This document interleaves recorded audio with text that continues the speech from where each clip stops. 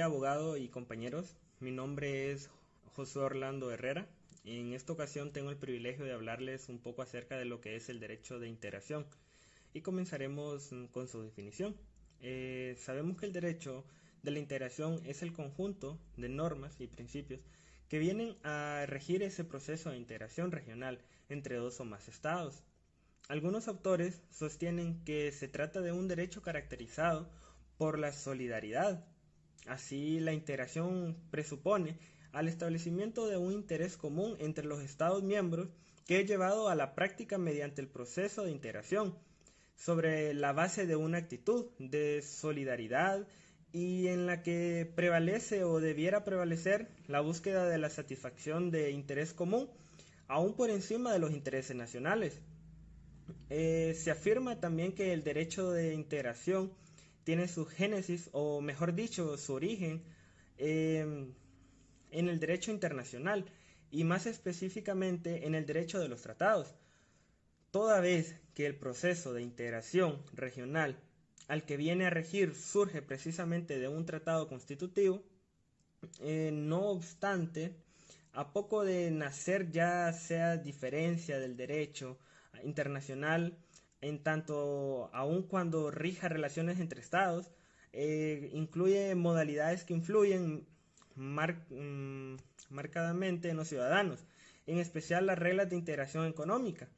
El derecho de la integración implica la construcción de un ordenamiento jurídico especial que impulsa cambios en la relación entre los Estados miembros y los ciudadanos del espacio integrado. Las fuentes del derecho las fuentes del derecho de la integración se dividen en dos. Uno que es derecho originario, que estos son aquellos tratados que dan origen al proceso de integración, así como los protocolos adicionales, complementarios o modificatorios que de aquellos tratados. En el derecho originario encontramos los compromisos, los principios y los objetivos del sistema. Ok, ahora el 2, derecho derivado. Son las normas emanadas de los órganos decisorios creados mediante el derecho originario. Las condiciones de su vigencia se encuentran delimitadas en el derecho originario. Tanto las normas de derecho originario como derivado constituyen un nuevo ordenamiento jurídico, el cual se incrementará y mutará conforme el proceso de integración de recorrer su camino por acción de sus órganos supranacionales o intergubernamentales. Debemos reflexionar ahora sobre aquellas notas características del ordenamiento jurídico de un proceso de integración que rigen como el derecho comunitario. Podemos decir que la clave está en el grado de su autonomía, de la que goza como consecuencia de la transferencia de competencias de los órganos nacionales a las instituciones de la comunidad conformadas en sus normas originarias. Mucho se discute sobre la expresión derecho comunitario y pareciera estar destinada a referirse exclusivamente del derecho derivado que emana de las instituciones de la Unión Europea. En tanto existe en ella una verdadera cesión del ejercicio de soberanías efectuada en su favor por los Estados miembros. En materias específicas, es ella la famosa supranacionalidad europea. No obstante, se ha afirmado que es derecho comunitario también el que rige otros procesos de integración, que no poseen órganos a los que se les haya conferido el carácter de supranacionales, sino que pese a ser intergubernamentales, emiten normas conforme las condiciones y alcances que el tratado constitutivo les ha otorgado, y que ese derecho derivado de los órganos intergubernamentales es derecho comunitario, en tanto que constituye un nivel avanzado de compromiso en la autonomía del ordenamiento jurídico regional. Existen conceptos clave del derecho de la integración. Las notas características del derecho comunitario son el efecto directo, la primacía y el efecto inmediato, principio de la primacía, en virtud del cual derecho comunitario prevalece en caso de conflicto sobre las normas del derecho interno de los estados, independientemente de su rango y naturaleza, incluyendo a las constituciones nacionales. El principio de la primacía, esto es que las normas de la Unión Europea prevalecen sobre las nacionales. Surgió de la sentencia del entonces denominado Tribunal de las Comunidades Europeas, hoy es conocido como Tribunal de Justicia de la Unión Europea, en el cual se enmarcó la necesidad de que las normas emanadas de los órganos del bloque se aplicaran de manera uniforme, sin discriminaciones entre los ciudadanos de los diversos Estados miembros. De no existir este principio, los derechos y obligaciones de los particulares podrían diferir de acuerdo a la posible voluntad de su Estado y de modificar el derecho de la Unión Europea. El efecto directo. Las normas comunitarias crean derechos y obligaciones no solo para los Estados miembros y sus instituciones, sino también para las personas físicas o jurídicas que forman parte del bloque regional. Por ello, los particulares tienen la facultad de invocar dichas normas ante los tribunales nacionales y a su vez estos deben tenerlas en cuenta y proteger los derechos que para los individuos puedan derivarse de ellas. Dicho principio surgió a partir del caso de Van Gent y Los, que consolidó al derecho comunitario como un ordenamiento jurídico autónomo. El tribunal sostuvo la comunidad constituye un nuevo ordenamiento jurídico de derecho internacional, a favor del cual los Estados miembros han limitado su soberanía aún en un ámbito restringido y cuyos sujetos son los Estados miembros y sus nacionales.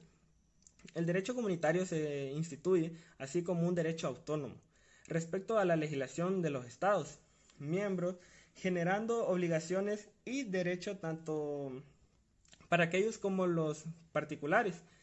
Así, a partir de dicha sentencia, quedó definido que las normas comunitarias producen efectos directos y generan derechos individuales, que los órganos jurisdiccionales nacionales están obligados a proteger. El efecto inmediato es la virtud que tiene una norma comunitaria, una vez sancionada por el órgano regional con competencia normativa y publicada en el boletín oficial o una vez notificada, para formar parte autónoma, automática y directamente del derecho nacional de los Estados miembros, sin que requiera de ningún acto de incorporación o internacionalización por parte de poderes públicos nacionales. Las etapas del proceso de integración que negocian los países son las siguientes: acuerdos de alcance parcial o zonas de preferencias. Esta etapa es la más básica en sí, imperfecta, forma de integración económica, donde se otorga un trato preferencial de acceso a los productos provenientes de los países que conforman el acuerdo. Estas preferencias son desgravaciones arancelarias para grupos de productos y en porcentajes variables que generalmente excluyen a los productos sensibles. Este nivel es considerado como el principio de los acuerdos de libre comercio y ha sido en muchos acuerdos suscritos en Latinoamérica. La segunda sería el área de libre comercio, o mejor dicho, tratado de libre comercio. Este proceso es de negociación, donde dos o más países acuerdan la eliminación gradual de la totalidad de las barreras arancelarias y paracelarias. Es decir, los países bajan entre sí sus tarifas a cero, pero mantienen sus tasas y medidas con terceros países. Este tipo de acuerdo no solo negocian la desgravación aceleraria, sino que trata otros temas adicionales como son la liberación de servicios, cooperación, movilidad de personas y de capital, propiedad intelectual, medio ambiente, normas laborales, entre otros. La tercera es la unión aduanera. Ya aquí en este nivel, los países miembros del acuerdo buscan, además de liberar el comercio recíproco, establecer un arancel externo común Es decir, buscan que los productos de terceros países que ingresen a cualquiera de los países que conforman el acuerdo tengan que pagar el mismo arancel para así tener condiciones iguales frente a terceros. La cuarta sería mercado común. Ya en esta etapa se caracteriza por tener una libre circulación de bienes y libre circulación de los factores de producción, capital y trabajo. Es decir, este tipo de acuerdos buscan la libre movilidad de bienes, servicios, capitales y personas. Es importante resaltar que con la libre movilidad de personas se negocia la homologación de títulos universitarios, condiciones laborales, seguridad social, entre otros. La quinta es la unión económica. Aquí ya en este nivel de integración existe lo que es la libre circulación de bienes y factores, y los países acuerdan coordinar las políticas macroeconómicas como son cambiarlas, fiscales de comercio exterior y las normas técnicas y aduaneras. La sexta es la integración económica total. En esta etapa comprende, además de los elementos mencionados en la Unión Económica, la creación de una moneda única y una política monetaria común. Ejemplo de este nivel es la Unión Europea. Y como último tenemos la integración total. Este nivel es una integración económica total más una política exterior común que conforma un espacio económico y político, reconocido como tal por el resto del mundo. Con esto concluyó mi parte, esperando sea de mucho provecho y muchas gracias.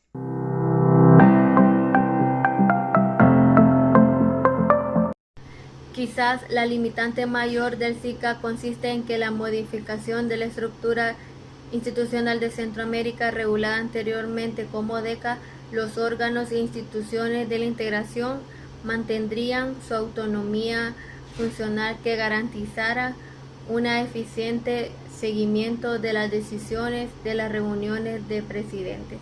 Sin embargo, se mantiene un orden intergubernamental de cooperación sin profundizar el esquema integracionista.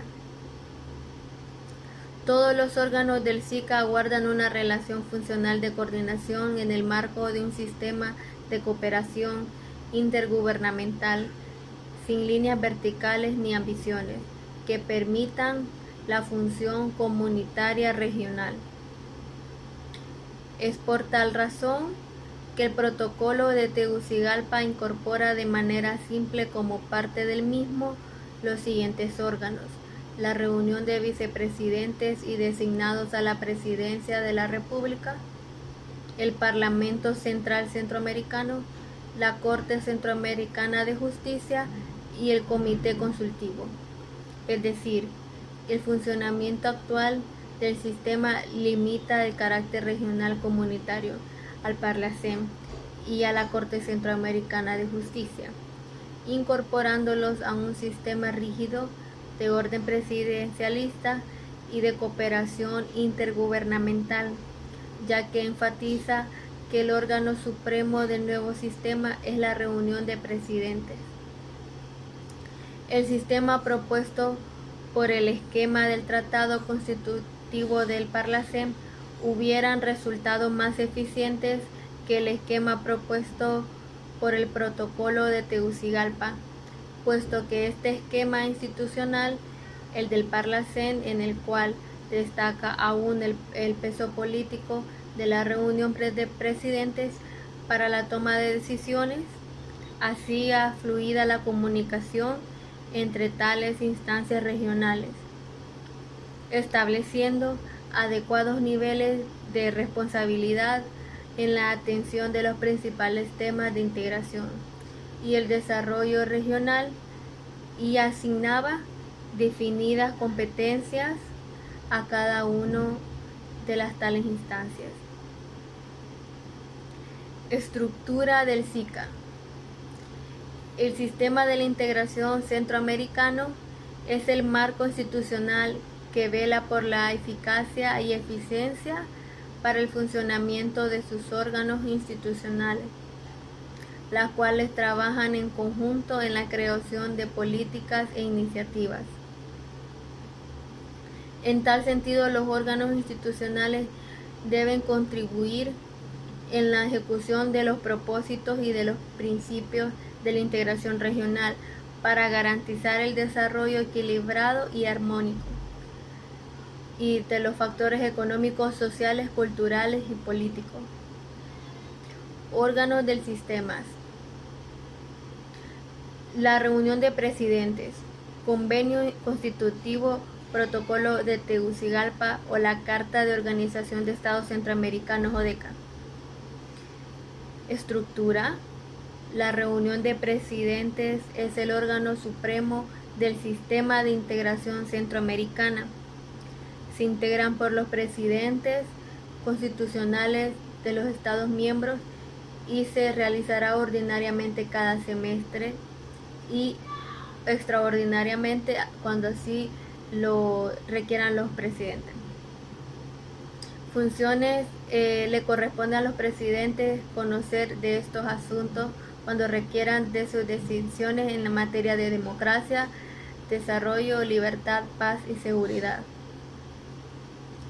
Definir y dirigir la política centroamericana, estableciendo las directrices sobre la integración de la región.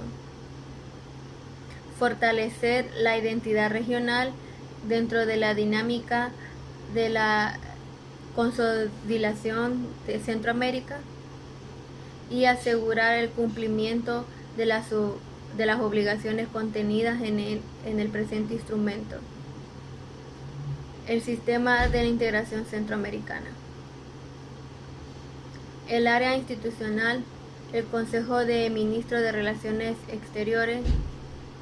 Estructura. El Consejo de Ministros estará integrado por los ministros del ramo y en el caso extraordinario por un viceministro facultado. Funciones. Es competencia del Consejo de los Ministros de Relaciones Exteriores lo relativo al proceso de democratización, pacificación, seguridad regional y otros temas políticos. Área institucional. El Comité Ejecutivo y la Secretaría General.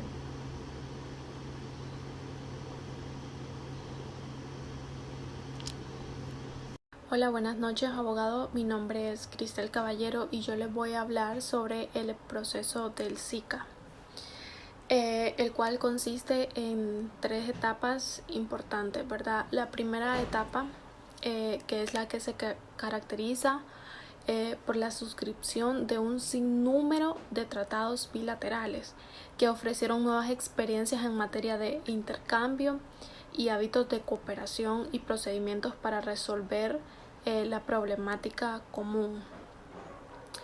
En la segunda etapa, esta pues se caracteriza fundamentalmente porque en ella tienen inicio las primeras experiencias en materia de en experiencias de cooperación multilateral en materia de liberación de comercio, lo cual se logra gracias a la suscripción y puesta en vigencia del Tratado Multilateral de Libre Comercio e Integración Económica. La tercera etapa, pues, esta transcurre desde el año 1960 hasta el 1970, teniendo en vigencia una duración de 10 años y pues su característica fundamental es que en esta etapa el programa de integración centroamericana recibió un impulso extraordinario que lo hizo conocer sus mejores momentos, pero también sus crisis más fuertes. Ahora hablaré de los organismos que se crean durante estas 3 etapas importantes. Como número 1 tenemos los consejos creados por los tratados generales. Como número 2 tenemos la Secretaría Permanente del Tratado General. Como número 3, el rol del Consejo Económico y Ejecutivo. Como número 4, el rol de la SIECA, que significa Sistema de Integración Económica Centroamericana. Como número 5, tenemos la integración del sistema de tratados. Luego las funciones del SICA. El SICA, o como bien sabemos, el Sistema de Integración Centroamericana, tiene un objetivo fundamental, que es la realización de la integración centroamericana para constituirla como región de paz, de libertad, democracia, desarrollo. Habiendo hablado de su objetivo principal o su objetivo general, pasaré a explicar los propósitos. Como primer propósito tenemos consolidar la democracia y fortalecer sus instituciones sobre los gobiernos electos por sufragio universal, libre, secreto y del irrestricto respeto de los derechos humanos.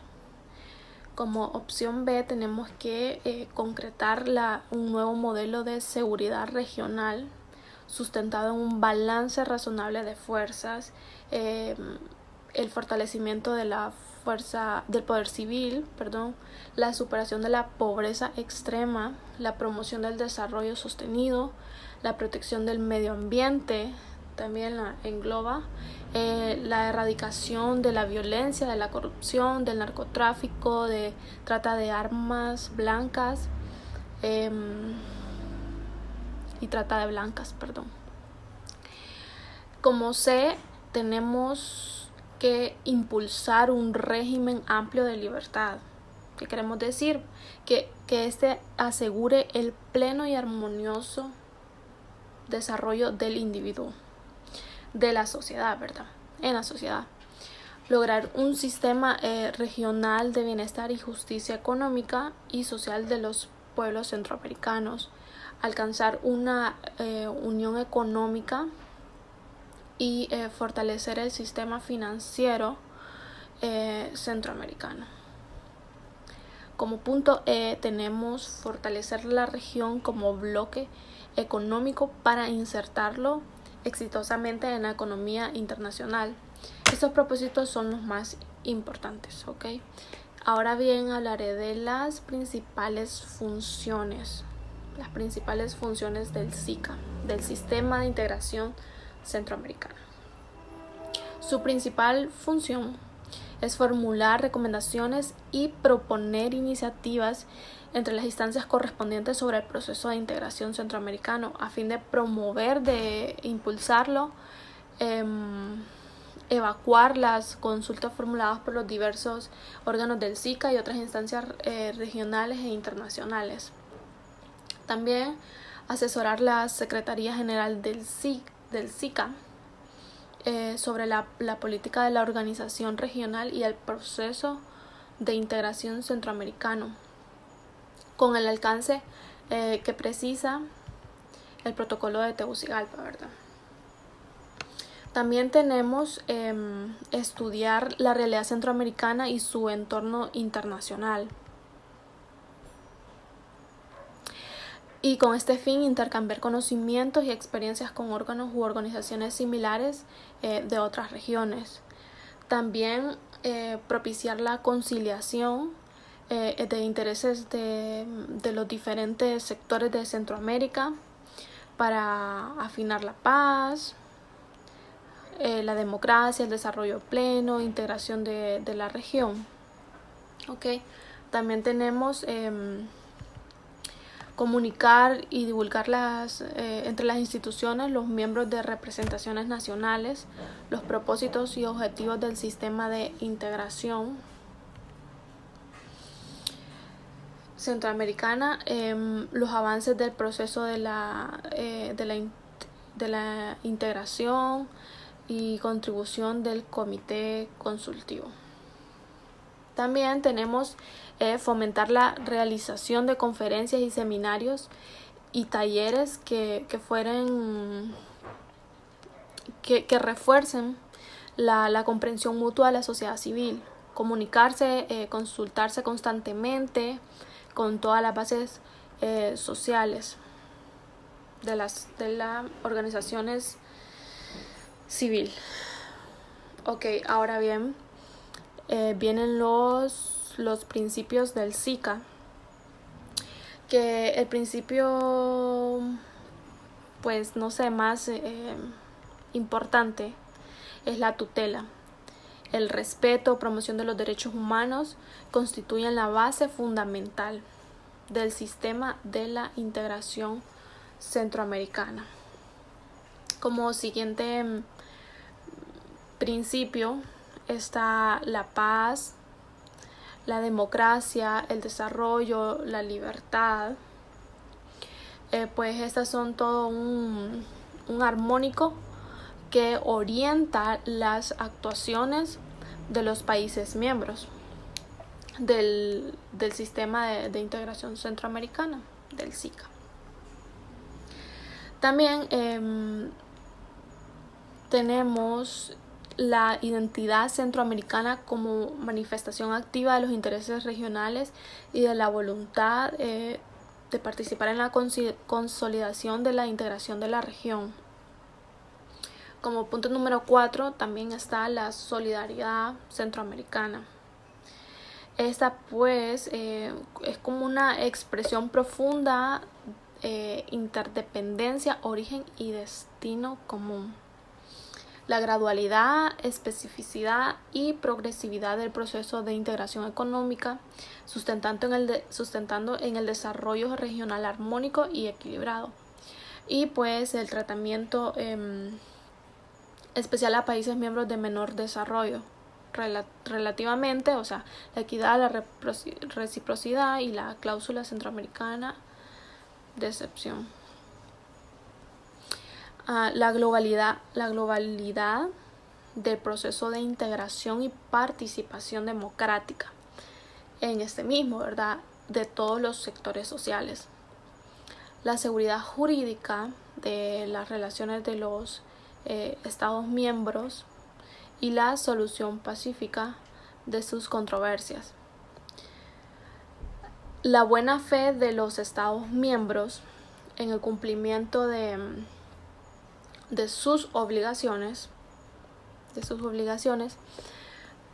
está absteniéndose de establecer, de convenir o adoptar medidas algunas que sea contraria a la disposición de este instrumento o que vaya a obstaculizar el cumplimiento de los principios fundamentales del sistema de integración centroamericana, del SICA. Y con esto concluyo mi tema.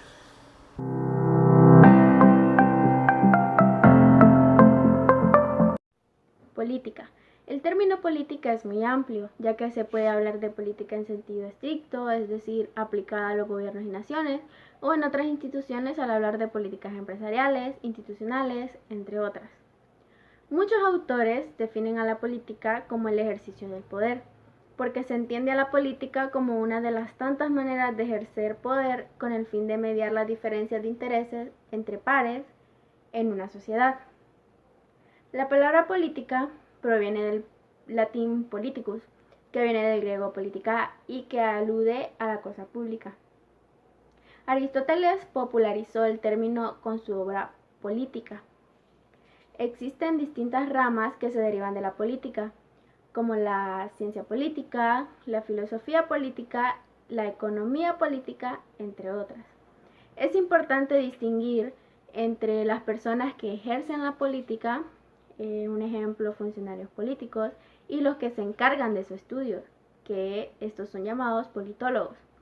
La política surgió como una necesidad de los individuos de organizarse en miras a tomar decisiones, cumplir objetivos, llegar a acuerdos y facilitar la vida en sociedad resolviendo conflictos de manera democrática. Se cree que tiene sus inicios en el periodo neolítico, cuando la sociedad empezaba a organizarse de manera jerárquica y algunos individuos obtenían poder por sobre el resto, por lo que se sostiene que la política es tan antigua como la humanidad en sí. En un sistema democrático, los ciudadanos eligen a ciertos individuos para que ocupen los principales cargos políticos y, desde allí, los representen frente a los conflictos o situaciones propias de la vida en comunidad, tanto en el plano interno como en el externo, en relación a otros países. Algunas de las características más destacadas de la política son las siguientes. Es una forma de poder. Es llevada a cabo por individuos elegidos por los ciudadanos. Busca resolver conflictos de entre una sociedad para garantizar el bien común. Está formada por un conjunto de actividades y responsabilidades. Es estudiada por los politólogos. Se implementa tanto a nivel de los estados como de agrupaciones e instituciones. Está plasmada en diferentes sistemas políticos y formas de gobierno. Hablando de los sistemas políticos, este es un conjunto de instituciones, creencias y valores, generalmente bajo el mando de uno o varios partidos políticos, que guían la dirección de un gobierno. Los sistemas políticos varían en cada estado según la relación que se establece entre los poderes que lo constituyen. Los sistemas políticos pueden ser sistemas autoritarios, que estos se caracterizan por la supresión de las libertades individuales, principalmente la de expresión y representación. Toda la actividad política está concentrada en manos de un partido único. Estos sistemas se caracterizan por el poder excesivo atribuido a una sola persona o líder por un periodo prolongado de tiempo y una división de poderes muy débil o inexistente. Algunos ejemplos de formas de gobierno autoritaria son la tiranía, la dictadura, la oligarquía y la anarquía. También están los sistemas democráticos, que estos se caracterizan por la división de poderes. El pueblo no ejerce el poder directamente, sino que elige a sus representantes que se mantienen en el cargo por un periodo determinado de tiempo, mediante elecciones libres. Algunos ejemplos de formas de gobierno democráticas son la república, el presidencialismo y la monarquía constitucional. El poder político. Este está compuesto por la suma de responsabilidades y acciones que ejercen los individuos que acceden a un cargo político. En un sistema democrático, los políticos son elegidos por los ciudadanos de manera libre y mediante el voto popular. El poder es entregado por el pueblo a los representantes para que obren en miras al bien común, respetando las funciones asignadas para cada cargo, abogando por los derechos y libertades de los ciudadanos y garantizando el cumplimiento de obligaciones. El poder político se considera abusivo cuando se extralimita de sus funciones y obligaciones. Generalmente toma como propias responsabilidades de otros poderes. El abuso de poder político ha llevado a lo largo de los años y en muchos países del mundo a la aparición de figuras autoritarias y sistemas de gobierno tiránicos que no representaron la voluntad popular. Hablando de otro tema, las ideologías políticas. Las ideologías políticas es posible hacer una división en dos grupos. Política de izquierda, que tal como el socialismo o el comunismo, que buscan principalmente la igualdad social. Y la política de derecha, como lo es el liberalismo y el conservadurismo, que acatan el derecho a la propiedad privada y al libre mercado. Y la política en nuestro país. Honduras es una república regida por una constitución por primera vez el 11 de diciembre de 1825. Esta establece los tres poderes del Estado sin relación de subordinación entre ellos. Tenemos el poder legislativo, que lo ejerce el Congreso Nacional mediante 128 diputados que son elegidos mediante el sufragio. Se reúnen en sesiones ordinarias en la capital de la República desde el 25 de enero. Dentro de sus atribuciones están crear, decretar, interpretar, reformar y derogar leyes existentes.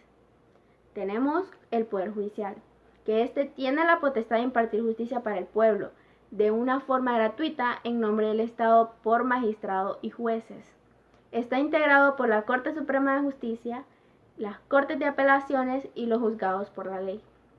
Y al Poder Ejecutivo, que este lo ejerce el Presidente de la República en representación para beneficio de la población. El Presidente de la República y 3 designados presidenciales serán electos en una forma organizada y directa para el pueblo. Ok, ahora vamos a ver su estructura. El Poder Ejecutivo, que el Presidente de la República es tanto el jefe de Estado como la cabeza de gobierno y es electo por voto popular por un periodo de 4 años. Y actualmente en nuestro país es legal la reelección. Tenemos el Poder Legislativo, que el Congreso de Honduras consta de 128 diputados electos por un periodo de 4 años, con posibilidad de reelección continua por representación proporcional. El número de diputados que cada partido se le permite colocar en el Congreso es proporcional a la cantidad de votos que cada partido recibe. Y al Poder Judicial. La judicatura incluye una Suprema Corte, la Suprema Corte de Honduras, una Corte de Apelación y varias Cortes de auténtica jurisdicción, como laborales de impuestos y cortes criminales. Los jueces de la Corte Suprema de Justicia son elegidos por un periodo de 7 años por el Congreso Nacional. Ahora, retomando otro tema, el Estado laico. En el artículo 10 de la Constitución de 1880 se establece que los ministros de las diversas sociedades religiosas no podrán ejercer cargos públicos, separando de esta forma la religión del Estado. La educación laica. En el artículo 24 de la Constitución de 1880 se establece lo siguiente: el Estado tiene el poder primordial, debe de fomentar y proteger la instrucción pública en sus diversas ramas. La instrucción primaria es obligatoria, laica y gratuita. Será también laica la instrucción media o superior. Ningún ministro de una sociedad religiosa podrá dirigir establecimientos de enseñanza sostenidos por el Estado. La separación de la Iglesia y el Estado y prohibición de subvenciones a instituciones religiosas. En el artículo 53 de la Constitución de 1924 establece que la Iglesia está separada del Estado, el cual no podrá dar subvenciones en caso alguno para ningún culto. En el artículo 57 de la Constitución de 1936 establece que se prohíbe dar subvenciones para cultos o enseñanzas religiosas. Y en el artículo 57 de la Constitución de 1936 establece que la Iglesia está separada del Estado. Y en el artículo 63 se establece que son prohibidas las vinculaciones, o sea, del Estado, y toda institución en favor de establecimientos religiosos. El artículo 71, los ministros de las diversas religiones no podrán ejercer cargos políticos. Hablando de la prohibición de proselitismo político a los ministros religiosos, en el artículo 87 de la Constitución de 1965 establece que los ministros de las diversas religiones no podrán ejercer cargos políticos ni hacer en ninguna forma propaganda política, invocando motivos de religión o valiéndose como medio para tal fin de las creencias religiosas del pueblo. Y en el artículo 77 de la Constitución de 1982 establece que los ministros de las diversas religiones no podrán ejercer cargos públicos ni hacer en ninguna forma propaganda política, invocando motivos de religión o valiéndose como medio para tal de las creencias religiosas del pueblo.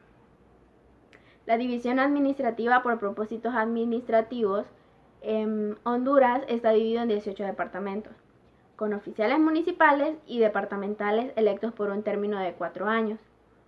Los partidos políticos en Honduras constan actualmente de 9 partidos políticos registrados ante el Tribunal Supremo Electoral, de los cuales los 2 más antiguos predominan fuertemente, convirtiendo el país en un sistema esencialmente bipartidista, sobre todo al momento de la elección presidencial. Buenas tardes, mi nombre es Susan Fabiola Cruz Carballo. El tema que me corresponde es sobre la convivencia social de los estados que forman parte de la integración regional o global. Vamos a empezar con lo que son los antecedentes. Los inicios del proceso de integración regional centroamericana.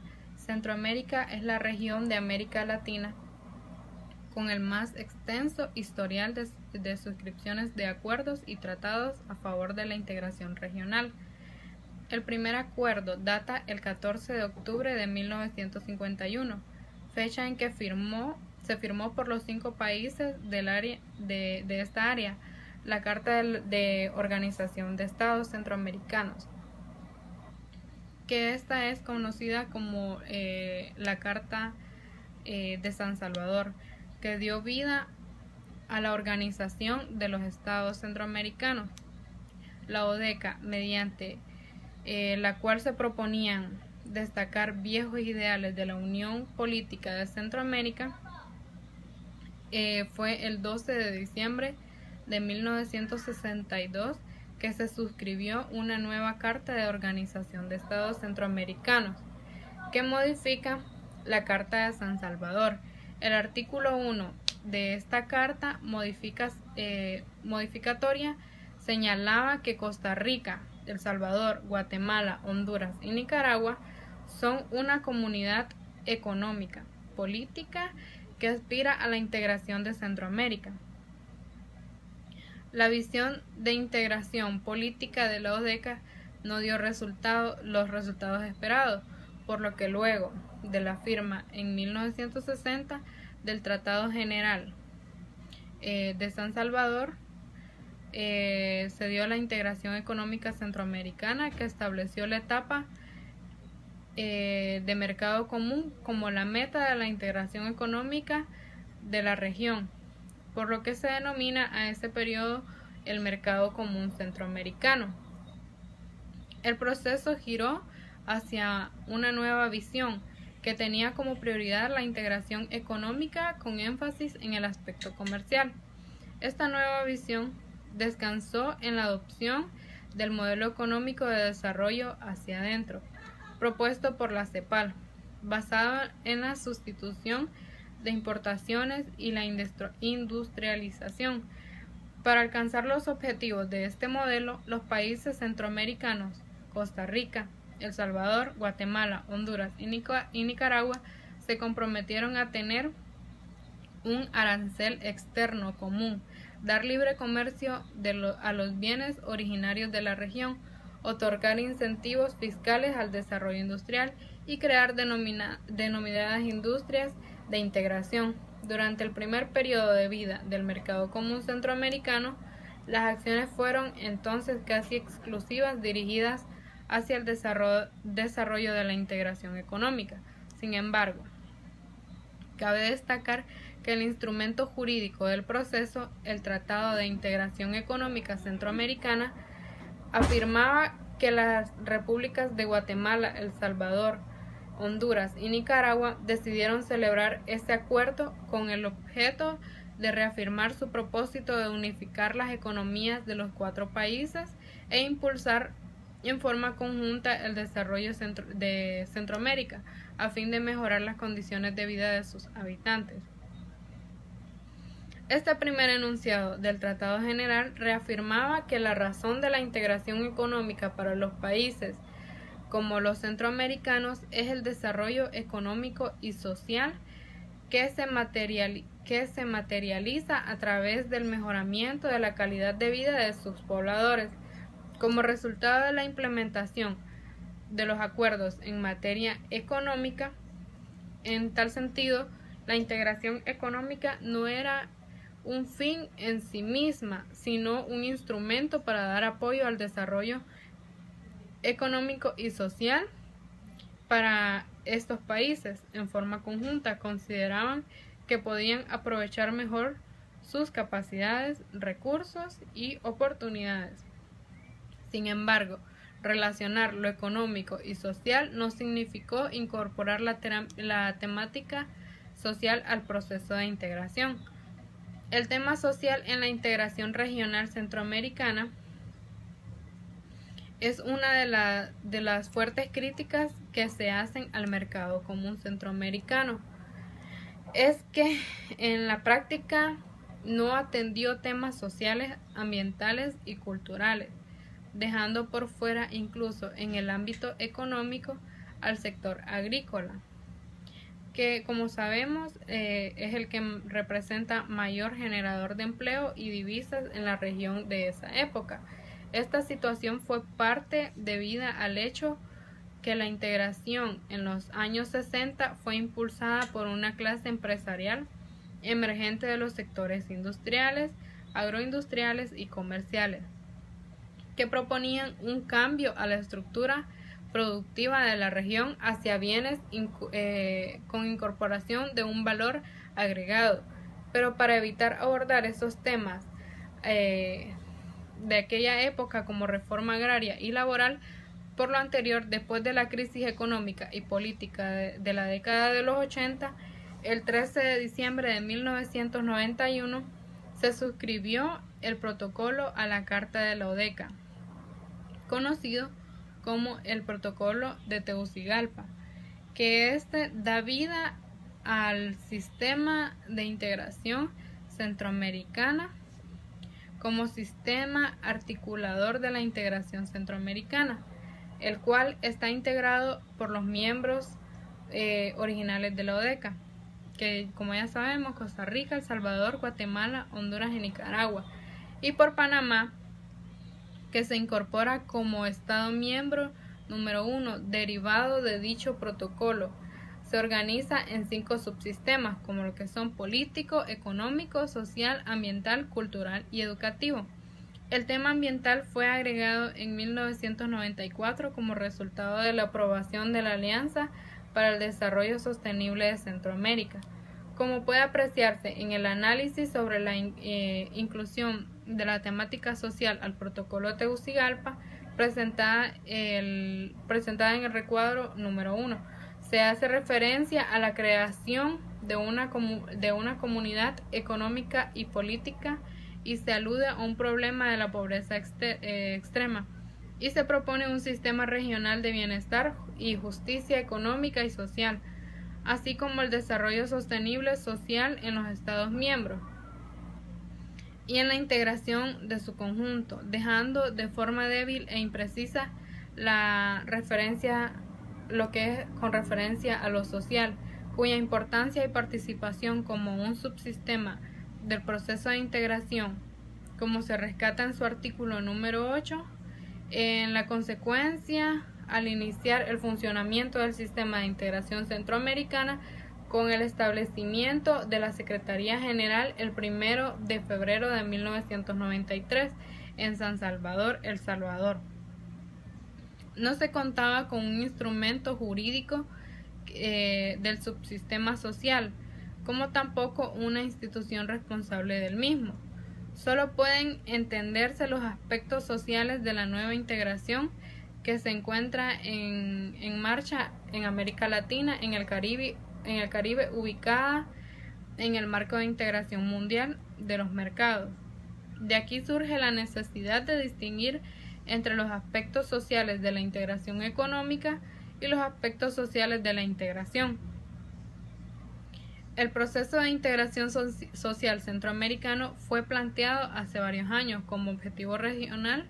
Sin embargo, a la fecha de generación del presente documento, la materialización de dicho proceso ha sido posible por diversas causas.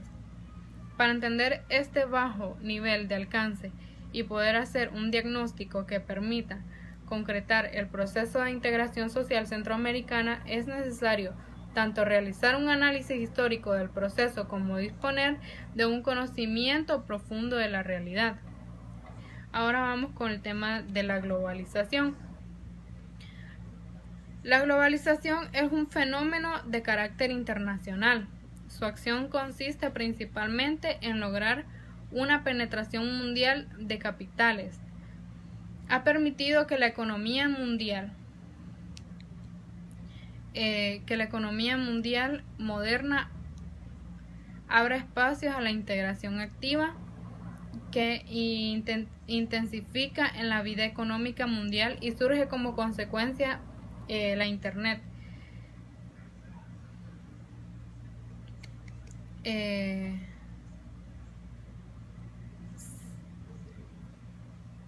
se refiere a la globalización de carácter financiero que ha tomado lugar en el mundo al calor de los fenómenos, los avances tecnológicos y la apertura de los mercados y capitales. La otra globalización trata de las transacciones de bienes y servicios que se realizan a nivel mundial. En este caso, son los países pobres y los mayores productores de materia prima, en que en muchos casos coinciden con lo que reclaman la apertura de las fronteras, ya que tanto en Estados Unidos como en Europa existe una fuerte protección. Entonces, la globalización quieren desarrollar un comercio, pero no los capitales.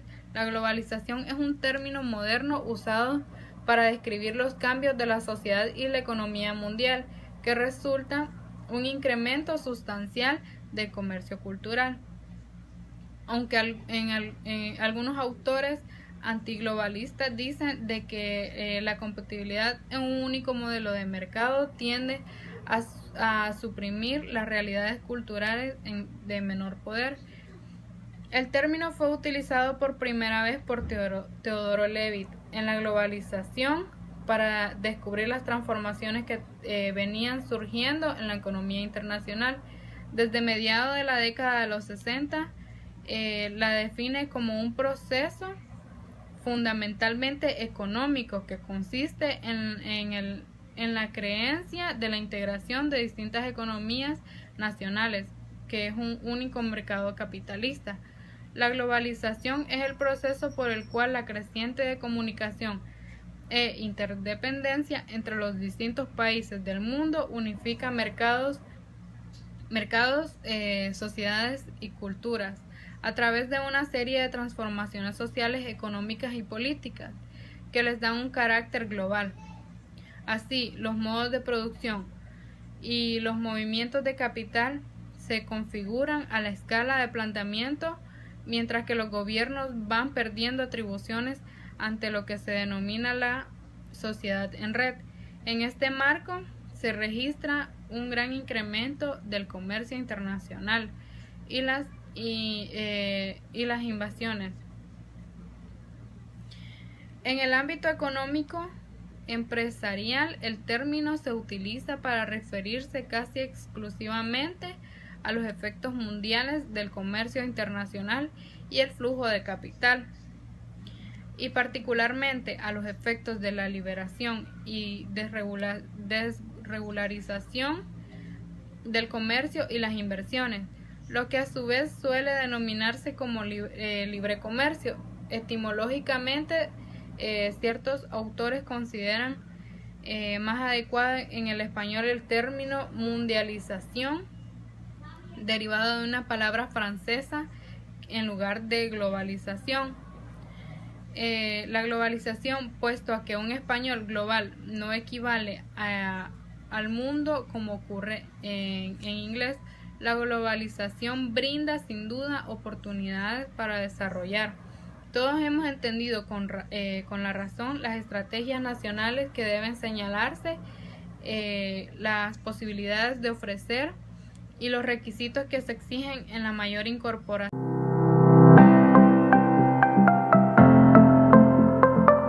Bien, mi nombre es Paolo Vigil y hablaré sobre las formas de integración económica y sobre los medios alternativos para la solución de controversias internacionales. Para empezar, tenemos lo que son las formas o los modos de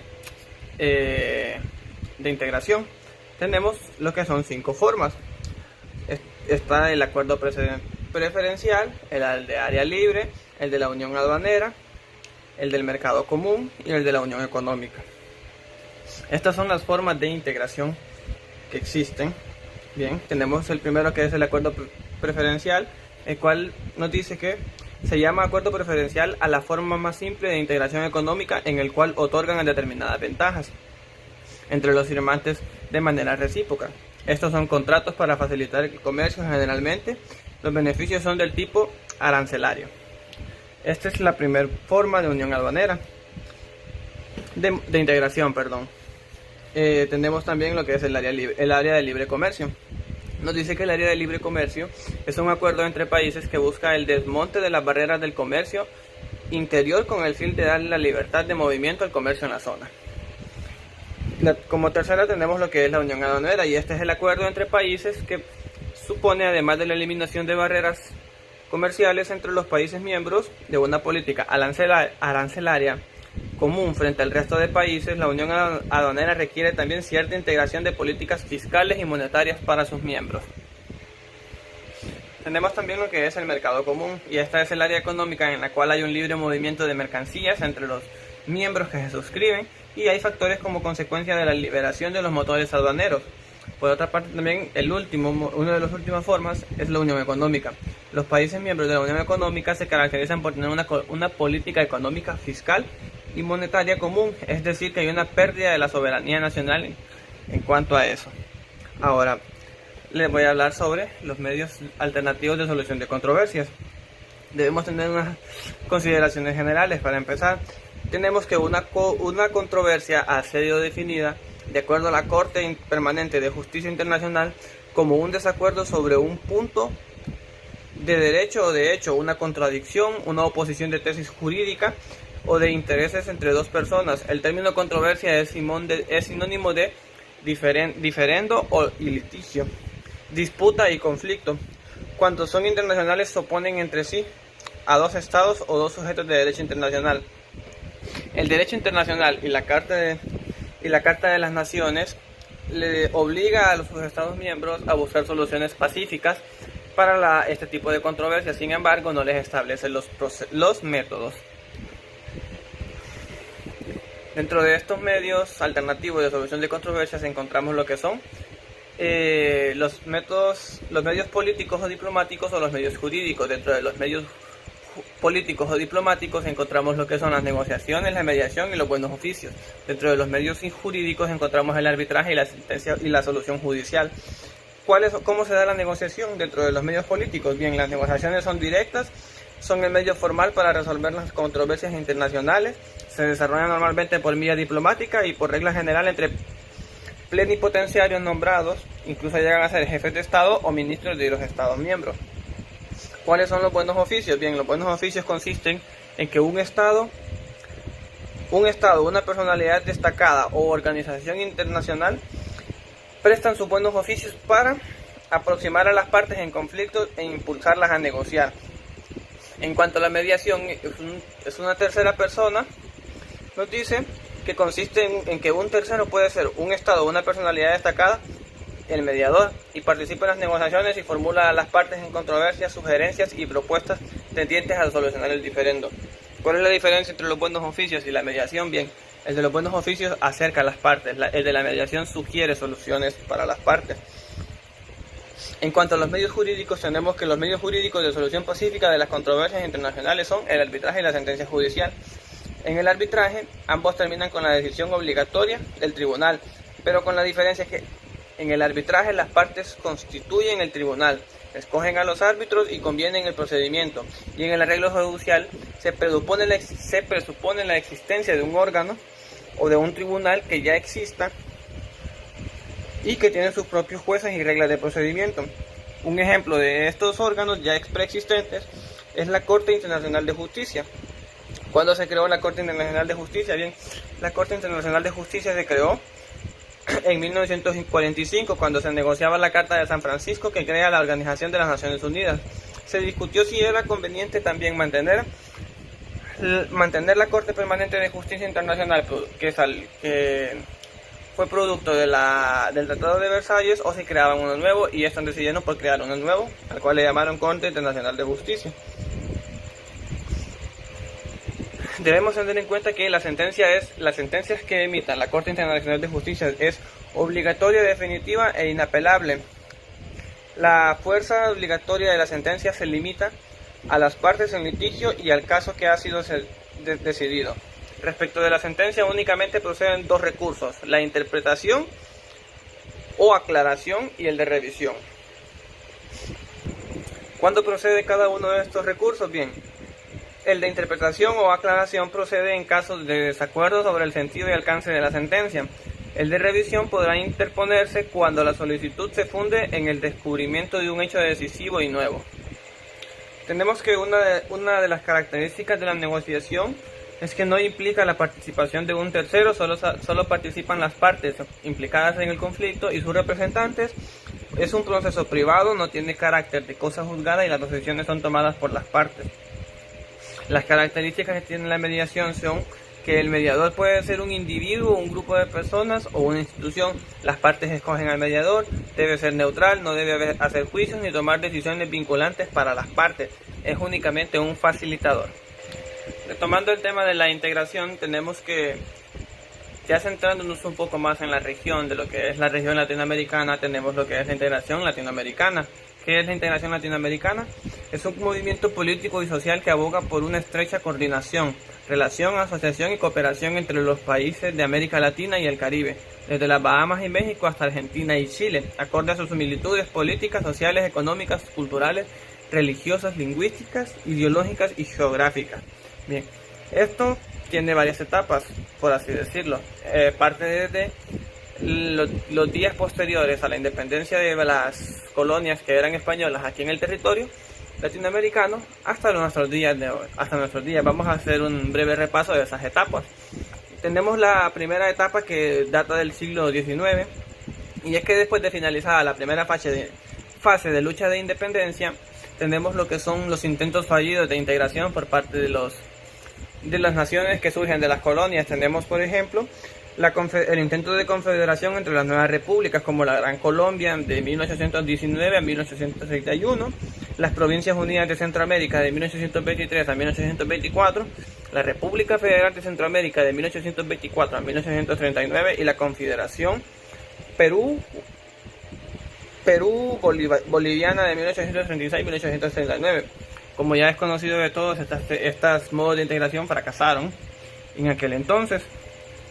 Pero ¿qué pasó? Después, ya en el siglo XX, con las conferencias panamericanas impulsadas por los Estados Unidos, van conformando en la primera mitad del siglo XX un sistema de cooperación comercial y técnico de los países de América, así como la creación de una legislación diplomática y hemisférica dentro del sistema llamado Interamericano, encarnado de la Organización de Estados Americanos, OEA, heredera de la Unión Panamericana de Estados de 1890, que se crea en la Conferencia Panamericana de Bogotá de 1948. Ya una de las últimas etapas en el siglo XXI se da con la creación de la Alianza Bolivariana de los Pueblos de Nuestra América, el ALBA, que nace en 2004, siendo presidida por Venezuela con su presidente Hugo Chávez. Dice que fomenta los proyectos de unidad en América Latina. En este marco se han concretado acuerdos energéticos, económicos, políticos y culturales y sociales.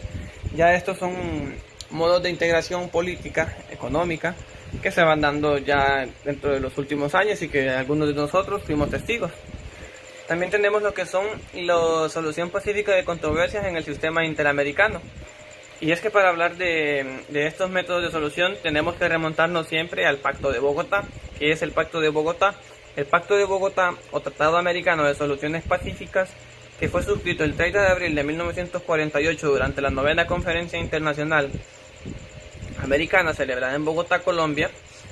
En esta se suscribieron 21 estados del continente americano, lo cual viene a consolidar un principio fundamental del derecho internacional consagrado en el artículo 27 de la Carta de la OEA y en el artículo 2 del Pacto, que impone a los estados miembros resolver sus conflictos a través de medios pacíficos, obligando a sus miembros a agotar todos estos mecanismos regionales de una solución antes de acudir al Consejo de Seguridad Nacional de las Naciones Unidas. Tenemos algunas situaciones que han sido abordadas ya por el Pacto de Bogotá en nuestra región. Tenemos dos casos específicamente, el caso de Costa Rica y Nicaragua de 1948 a 1949, donde se creó un órgano provisional de consulta que culminó con la firma de un compromiso para la aplicación del pacto a todas las controversias. Y también tenemos el caso entre Nicaragua y Honduras en la controversia territorial marítima del Mar Caribe del 8 de diciembre de 1999, donde Nicaragua presenta una demanda contra Honduras por una controversia en la delimitación de la zona marítima correspondiente a cada uno de los estados del Mar Caribe e invocó como fundamento de jurisdicción el Pacto de Bogotá. Esta ha sido mi participación. Muchas gracias.